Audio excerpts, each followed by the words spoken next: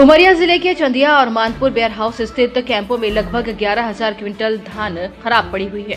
ये धान 2022-23 में बारिश की वजह से खराब होना बताया गया था और तब से अब तक ये धान यूं ही पड़ी हुई है। धान क्यों और कैसे खराब हुई, इससे वास्तविक जांच की बात तो दूर, warehousing and logistic corporation ने अब तक इस खराब धान का निष्पादन भी नहीं करवा पाया, जिससे अब वर्तमान में उपार्जन हुई धान को रखने की समस्या खड़ी हो गई है।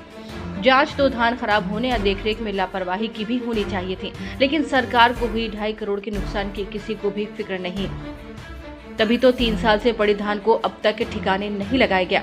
धान खराब होने के समय इसमें साजिश की बात भी सामने आई थी, लेकिन बिना जांच के सब बेईमानी सा लगता है।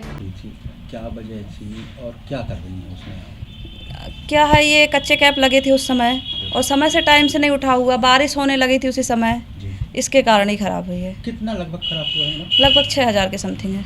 और मानपुर में? मानपुर में लगभग 5,000 है वो भी।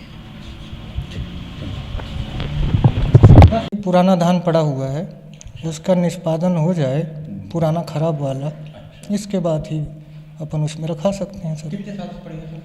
अभी सर ये 21-22 का है जी। खराब धान अब उसमें FCI वाले आए थे, देखे हैं उसको कि फीड 1 में फीड 2 वगैरह। अब इसके बाद प्रक्रिया आगे अब क्या होगी, शासन का है, अब नहीं कह सकता।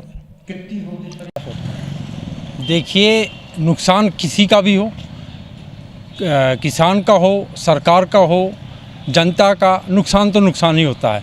आखिर नुकसान तो हुआ है, इसमें कहाँ पे कमी रह गई, इसमें गौर करने की बात है।